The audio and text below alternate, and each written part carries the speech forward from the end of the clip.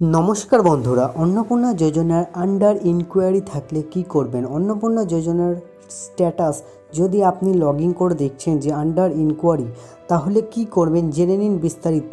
তো সম্পূর্ণ এই ভিডিওটি থাকছে কিন্তু যারা অনলাইনে চেক করছেন তাদের জন্য। তো অন্নপূর্ণা যোজনার ফর্মের স্ট্যাটাসে অনেকেই আন্ডার ইনকোয়ারি এসেছে। এক্ষেত্রে কি ৩,০০০ টাকা পাওয়া যাবে? টাকা পেতে আর কি করতে হবে সব তথ্য কিন্তু এই ভিডিওটির মধ্যে রইল। তার আগে যারা আপনারা আমার ইউটিউব চ্যানেলটিতে নতুন, দয়া করে চ্যানেলটিকে সাবস্ক্রাইব করে পাশে থাকা বেল আইকনটি প্রেস করে দেবেন। ভিডিওটি ভালো লাগলে লাইক, শেয়ার, সাবস্ক্রাইব অবশ্যই করবেন।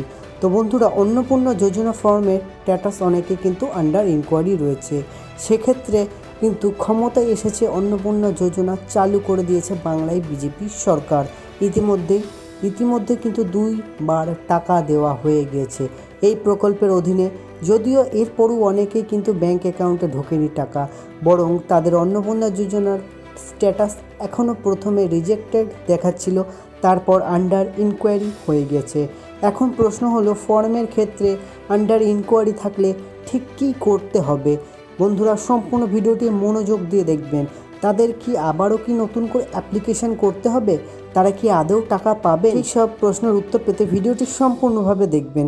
কিভাবে দেখবেন স্ট্যাটাস? অনেকেই হয়তো স্ট্যাটাস চেক করছেন আপনারা সাইবার ক্যাফেতে গিয়ে, যেখান থেকে অনলাইনে ফর্ম ফিল আপ করেছেন সেখানে গিয়ে। আপনারা কিন্তু মোবাইলের মাধ্যমেও লিঙ্কের মাধ্যমে গিয়ে নিজেরাই স্ট্যাটাস চেক করতে পারবেন, মোবাইল নাম্বার, ক্যাপচার কোড এবং ওটিপি দিয়ে। তাহলেই দেখতে পাবেন আপনাদের স্ট্যাটাস কি দেখাচ্ছে। অভিযোগ হলো, 1 জুলাই যাদের টাকা ঢোকেনি তাদের অনেকের ক্ষেত্রেই প্রথমে স্ট্যাটাস ছিল কিন্তু রিজেক্টেড, অর্থাৎ বাতিল। তারপর সেটা আন্ডার ইনকোয়ারি হয়ে গেছে। এরপর মহিলাদের মনে বিভ্রান্তি ছড়িয়ে পড়ে, তাদের বুঝতেই পারছে না যে এমন পরিস্থিতিতে ঠিক কী করা উচিত। তো বন্ধুরা, এটি স্বাভাবিক একটি বিষয়। তো আন্ডার ইনকোয়ারি এলে কী করবেন, এই বিষয় নিয়ে মুখ খুলেছেন কিন্তু রাজ্যের নারী ও শিশু সমাজ কল্যাণ দপ্তরের মন্ত্রী মালতী রায়। বন্ধুরা, তিনি জানান, জুলাই মাসে 1,09,00,000 মহিলার অ্যাকাউন্টে 3,000 টাকা ঢুকেছে। এখনও কিছু প্রসেসিং রয়েছে। এমন পরিস্থিতিতে এসডিও, পিডিও ও গ্রাম পঞ্চায়েত ধরে ইনকোয়ারির কথা বলা হয়েছে। জেলা ধরে ইনকোয়ারি বা সার্ভে করা হবে।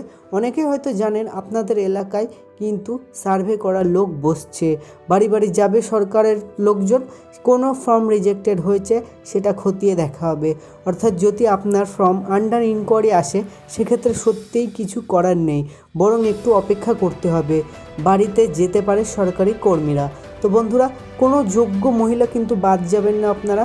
মন্ত্রী মালতী রায় আরও জানান যে রাজ্যের যোগ্য মহিলাদের আর্থিকভাবে কিন্তু স্বনির্ভর করে তোলা এবং তাদের পরিবারের পাশে দাঁড়ানো এই প্রকল্পেরই লক্ষ্য। যাদের সত্যি এই অর্থ প্রয়োজন তাদের দেওয়া হবে। এই প্রকল্প থেকে যাতে কোনো যোগ্য মহিলা বাতিল না হয়, তার জন্য প্রয়োজনীয় নির্দেশ দেওয়া হয়েছে। তাই অপেক্ষা করুন, সরকারি প্রতিনিধি আপনাদের বাড়ি গিয়ে সার্ভে করে আসবে। আপনারা একটু ভয় পাবেন না যে আন্ডার ইনকোয়ারি বা পেমেন্ট ফেলিয়ার এই সমস্ত দেখালেও আপনারা ভয় করবেন না। 31শে আগস্ট অবধি ভেরিফিকেশন চলবে, মুখ্যমন্ত্রী জানিয়ে দিয়েছেন। আগের ভিডিওটিতে আমি শেয়ার করি। ভিডিওটি ভালো লাগলে লাইক করবেন, সাবস্ক্রাইব করবেন, বন্ধুদের সাথে শেয়ার করবেন। তো ভিডিওটি ভালো লাগলে, তো আজকের মতো এটুকুনি, ধন্যবাদ।